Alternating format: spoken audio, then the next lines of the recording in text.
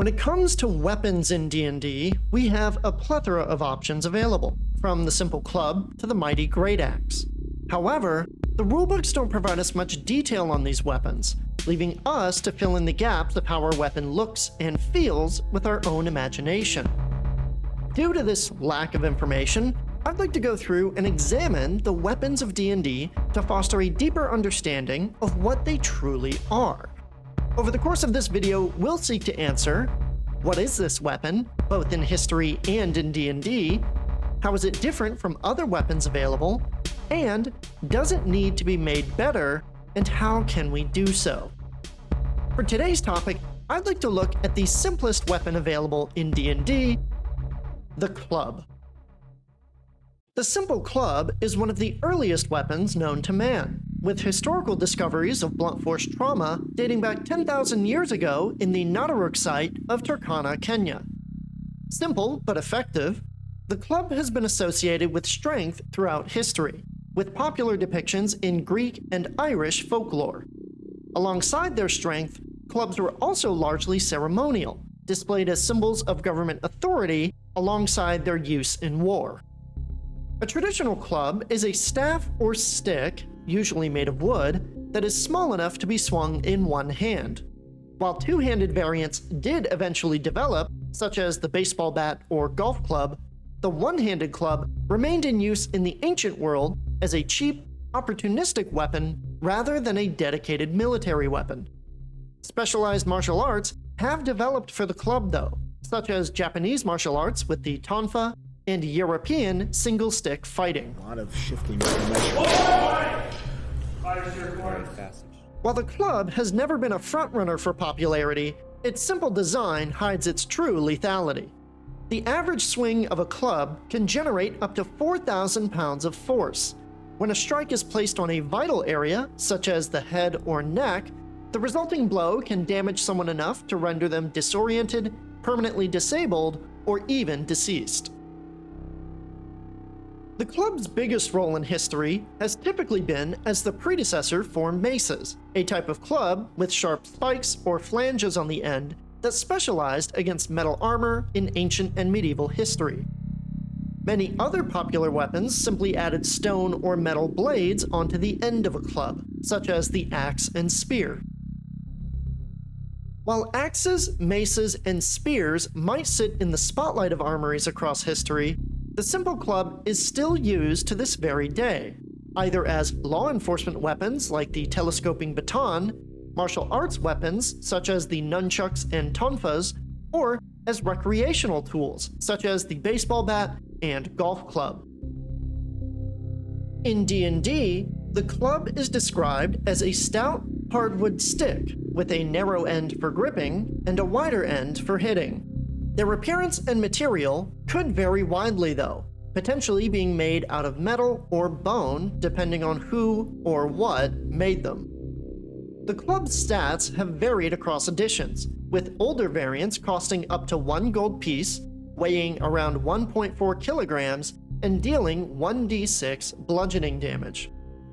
In 5th edition, the club costs 1 silver piece, weighs 1 kilogram, deals 1d4 bludgeoning damage, and has the light weapon property. Compared to the other weapons available in 5th edition, the club is the cheapest of them all, and does some of the lowest damage available. This is probably why it's equipped by commoners, as anyone who has a real need for weaponry in their day-to-day life would aim for anything else first. Dual-wielding the club can help offset that low damage, but when cost isn't an issue, which it rarely is in 5th edition, the average player can get more utility out of the light hammer, which costs 2 gold pieces, has the light weapon property, and can be thrown 20 feet normally and up to 60 feet with disadvantage. So, what role are clubs supposed to play in the weapon roster of D&D? Well, as far as I can tell, clubs are supposed to be improvised weapons, and not meant to be used seriously as a long-term weapon option. But if you look at the rules on improvised weapons, at least as written, clubs are somehow worse. According to the basic rules on improvised weapons, an object that bears no resemblance to a weapon deals 1d4 damage. The DM assigns a damage type appropriate to the object. If a character uses a ranged weapon to make a melee attack, or throws a melee weapon that does not have the thrown property, it also deals 1d4 damage. An improvised thrown weapon has a normal range of 20 feet and a long range of 60 feet. So, according to the rules as written, a club does the same damage as an improvised weapon, but cannot be thrown like one. I believe the rules as intended, however, is that a character can throw a club, thus making it an improvised throwing weapon and having it fall under these rules with a normal range of 20 feet and a long range of 60 feet. But then, that just makes the club exactly the same as the light hammer. So in the future, it'd be really great if Wizards could clear this up for us. Overall, when compared to other simple melee weapons, the club is the lowest of the low, a last resort for all but the poorest of player characters that should be replaced by a light hammer or mace as soon as possible.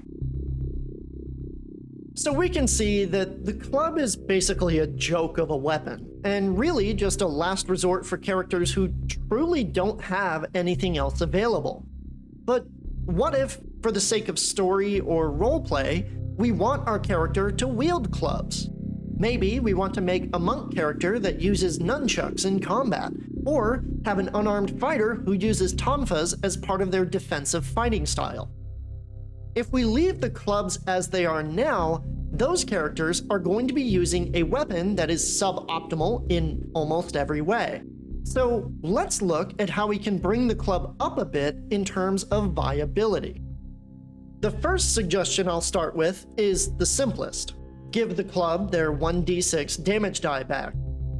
In the quest to make martial weapons feel better to use, many simple weapons got nerfed as a result. In my opinion, making some things worse to make other things feel better isn't the right way to design a game, and instead everything should be relatively fun and engaging to use should the players choose to do so. Bringing the club's damage up while retaining the ability to dual wield them makes the club almost as effective as the scimitar and short sword, which fill that same role as being dual-wielding weapons that deal 1d6 damage. Now, there's a weapon within that role that deals bludgeoning damage, fulfilling that martial artist roleplay for weapon selection. The main downside of increasing its damage die is that this would largely invalidate the mace, which is another simple weapon that deals 1d6 bludgeoning damage and can't even be dual-wielded. However, my response to that would be to add something to the mace to make it an equally viable but different choice for players. Unfortunately though, this video is on the club, not the mace, so I'm not going to get into detail there. All in all though, bringing the club's damage up to 1d6 makes it a more viable choice in general if a player wants it to be their character's main weapon. The next suggestion I have would be to add Pathfinder 2nd Edition's expanded critical effects that they have for blunt weapons. In Pathfinder, when a critical strike is rolled with a weapon, that weapon's group adds an additional effect onto the attack. For clubs, which is also a subcategory that includes most bludgeoning weapons, this effect allows the attacker to knock their opponent up to 10 feet away with forced movement. This gives the club an extra utility roll to move opponents around the battlefield, but it only occurs on nat 20s, which means enemies using clubs won't be able to push the party around the battlefield all the time, and players won't be able to abuse it. Currently in 5th edition, this effect is somewhat provided through the Crutcher feat, so this would replace one of the benefits of that feat. But I feel that having this push effect as part of the weapon or category innately allows more players to be able to use these fun abilities without having to take an entire feat to specialize in them. My final suggestion to make the club a bit more viable would be to add the versatile weapon property to it. Weapons with the versatile weapon property in 5th edition can be used with 1 or 2 hands, and using it with either 1 or 2 hands impacts the damage die being used. So, for the club as it is now, it would deal 1d4 damage when held in 1 hand, but deals 1d6 damage if held in 2 hands. This gives clubs the chance to deal 1d6 bludgeoning damage at the cost of using a shield or dual-wielding clubs, which gives more options to players that impact how they want to build their character. Now, of all the suggestions I put forward, I think I'd go with this one last, purely because I feel the versatile weapon property conflicts pretty heavily with the light weapon property that allows it to be dual-wielded. That being said, having one weapon contain the choice between doing 2d4 or 1d6 damage is something that I think would intrigue a lot of min-maxing players. These are just a few options I came up with to try to make the club a little bit better in 5th edition. If any or all of these changes were made, I believe that the club would still be a relatively niche weapon, but choosing to use it wouldn't doom a player character's usefulness in combat. Because at the end of the day, the weapons our characters use should provide players with the chance to make meaningful choices on how they want to play the game, without feeling like they're handicapping themselves in combat. With that, we come to the end of today's video on the club. A weapon that's not really meant to be a weapon, the club is an incredibly niche choice that most people would scoff at. However, I believe that the club can bring a lot of good roleplay flavor to a character who's built around them, and with a little bit of tweaking, they can bring a lot to the game. Many might say that the club should stay where it's at, as some weapons are just worse than others. But what do you think? Do you like these alternate options for the club?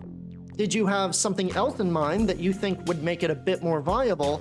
Or do you think the club deserves to stay where it's at as one of the worst weapons in D&D? Be sure to let me know in the comments down below. If you'd like more deep dives into the weapons of D&D, make sure to let me know with a like or a comment on the video. You can also find links to the Alt-Roll Discord server and our Ko-fi page in the description. So if you'd like to learn more about D&D or help support us here, check out those links there. However, that's all I had for you today. Thank you all for watching, make sure to have a great rest of your day, and I'll see all of you next time.